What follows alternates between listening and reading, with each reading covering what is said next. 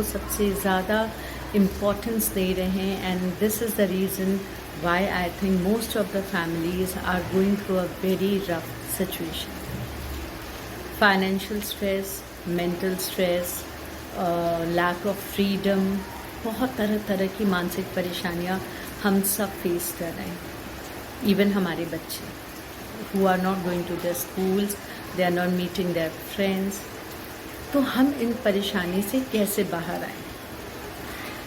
And most of the time what I'm like coming through is mothers are in a very vulnerable position, क्योंकि आज की mother's को ना उनके freedom मिले हुए हैं, ना उनका स्पेस मिल रहा है. बच्चे अपने जोन में हैं, अपने इरिटेशन में हैं, और वो मदर्स अब हैंडल नहीं कर पा रही हैं.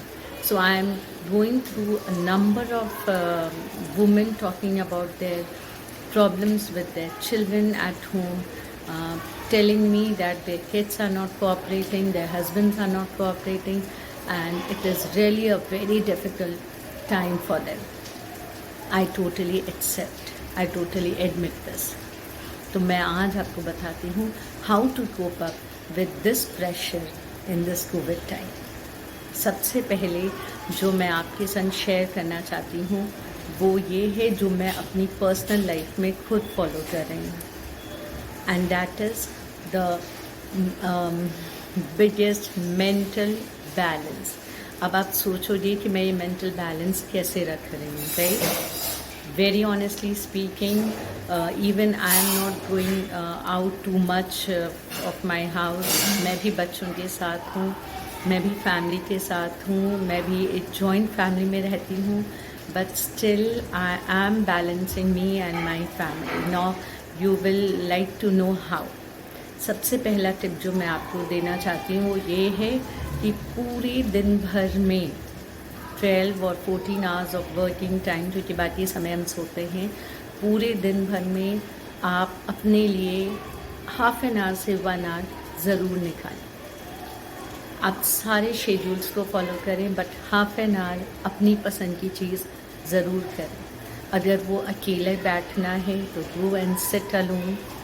If it is listening music, go for it. If it is talking with your friends, go for it. Whatever gives you pleasure, whatever gives you happiness, do that. अगर आप अपने लिए वो short but good time निकाल पाओगे, then you will be a contented person.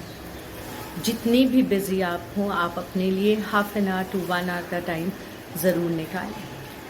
Second जो कि बहुत इम्पॉर्टेंट है, चाहे वो हस्बैंड हो, चाहे वो मदर वाइफ हो, बच्चे हों, कोई भी, आप हमेशा अपनी प्रॉब्लम को मेन मोटिव ना बनाएं, सेंटर ऑफ अट्रैक्शन ना बनाएं.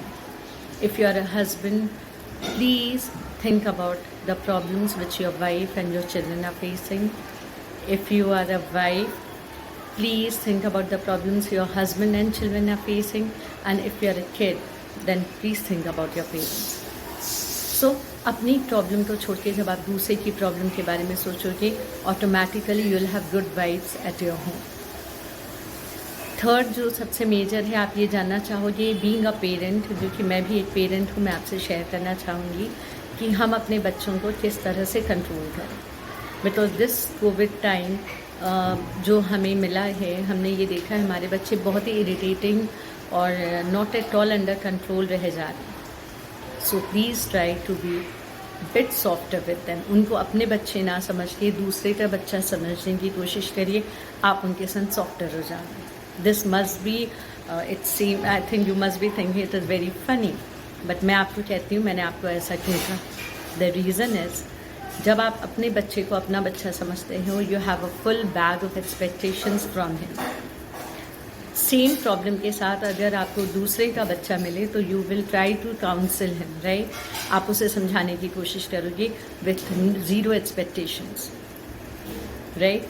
पर वही जब हम अपने बच्चे के साथ डील करना चाहते हैं तो हम उसे अपने बैग ऑफ एक्सपेक्टेशंस में डाल देते हैं, तो हमारी एनर्जी जो होती है वो लो हो जाती है, हमारी पॉजिटिविटी जो होती है वो लो हो जाती है.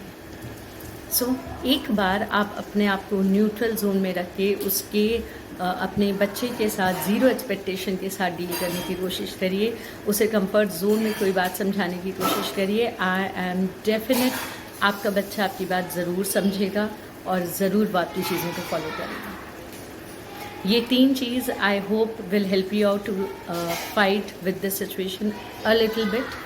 अगर आपको ये वीडियो अच्छा लगा, काइंडली कमेंट, और मैं फिर नेक्स्ट वीडियो अपलोड ज़रूर करूँगी विथ न्यू टॉपिक और may be with new suggestions and advices.